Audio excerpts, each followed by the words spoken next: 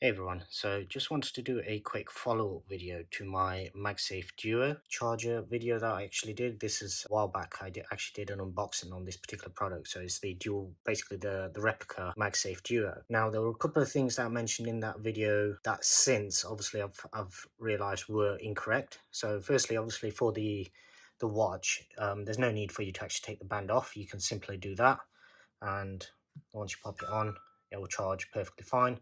And then when you take it off, it's actually quite good because it gives you something to actually lift it off with, and that will charge perfectly fine like that, and then it saves you having to actually take the band off.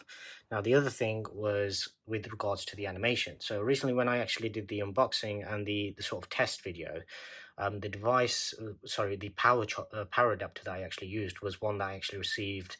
It came from the same seller, which is why obviously I'd assumed that it would have been rated correctly. But I've been told since that if you actually use a 20-watt charger, now I may even have an 18-watt charger. I can't remember exactly which charger I've actually got hooked up to this. It's a genuine Apple charger, and it's either the 20 or the 18-watt charger, but it's basically one of Apple's chargers. And I was told by one of the viewers who actually bought the exact same charger that if you put basically the high powered one hooked up to it, it actually give you the animation. So as you can see, it does do the animation, and what I'll do is I'll just take my phone off silent.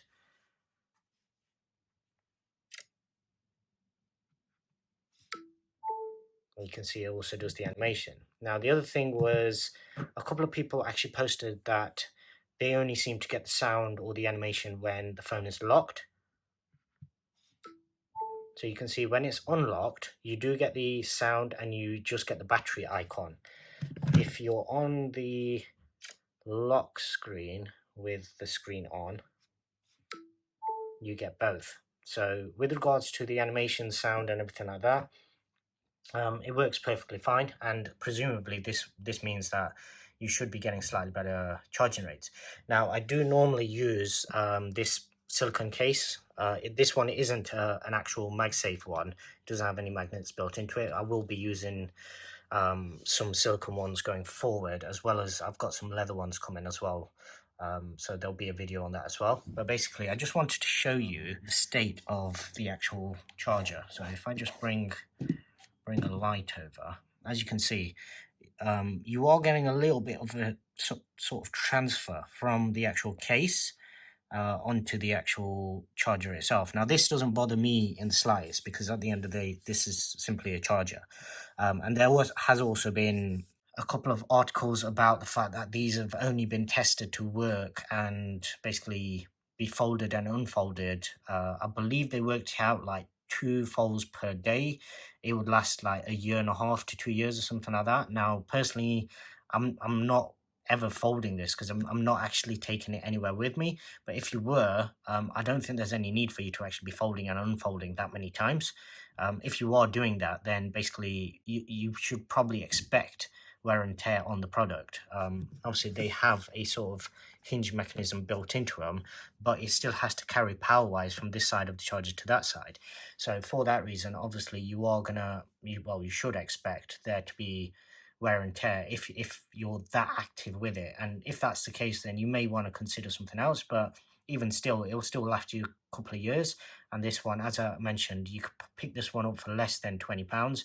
They sell for between £10 and £15 on AliExpress. One last thing just on the usage of it. So it's been working perfectly fine. I've not had a single instance where it hasn't actually charged my devices. But one thing that I did actually notice, I don't know whether this is related to the iPhone's optimized charging, or whether it's to do with the charger. But I noticed as soon as my iPhone hit 100% a couple of nights ago, it actually switched off. So there's a little sort of bluish LED just here.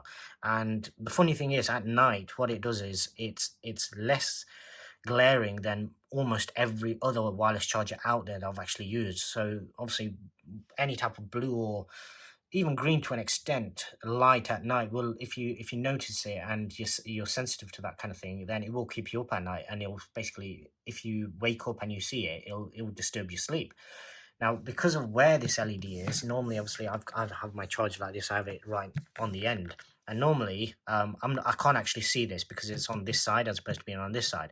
But a funny thing that it does is, because obviously this is slightly opaque material, it kind of creates a sort of ring of a light. Not so much a ring. It's just a few spots where you can actually see it. So effectively, you can tell when it's charging just by the very faintest of light that actually bleeds through, and that is only visible in pitch black room. So any other time, you're not really going to notice that. But I thought that was quite good in terms of it's not meant to be like that, obviously, but it just means that if you are unsure about whether your device is charging or not, that does actually give you some reassurance that you know that it is actually charging. Right, and just while we're on the subject of MagSafe chargers, this is an Apple genuine charger that my wife's actually been using with her 12 Pro Max. She has a red silicone case on it, and as you can just about make out there, you can actually see the outline of some of the red silicone actually transferring. Now, this isn't a genuine silicone case, so it could be the fact that the material on this particular case it's not quite to the same standards as what Apple make, but even still, this is basically what you should expect with all of these kind of chargers, because of the fact that they do obviously create heat. All wireless chargers will do, but these, so from my experience anyway, MagSafe ones tend to create a bit more heat because of the fact that they're able to charge at a slightly higher rate. And because of that, obviously you're getting some slight transfer. As I said, this doesn't bother me in the slightest. These products are made to actually serve a purpose, and they do that very well in the sense that you never have to worry about it not charging. But obviously for those out there that are more worried about these kind of things, and maybe this sort of thing might put them off, you will get a little bit of transfer. Even if it's a genuine case or even if it's a different type of case, you'll still get a little bit of color transfer no matter what. So if you're using silicone cases or leather cases, you'll still probably end up getting a very similar thing. So yeah, just wanted to make this as a quick video, just showcasing this nuances I've found so far of using all of these type of cases with, chargers with my iPhones to date. I'm more than happy with them. I've not used normal Qi chargers, and I've not used basically any type of actual wired charger since I've had either of my phones, so I'm very happy with them. Just drop a comment down below, let me know how you're finding MagSafe and whether you're a fan, or if you're not, why you're not, and what the reasons for that are.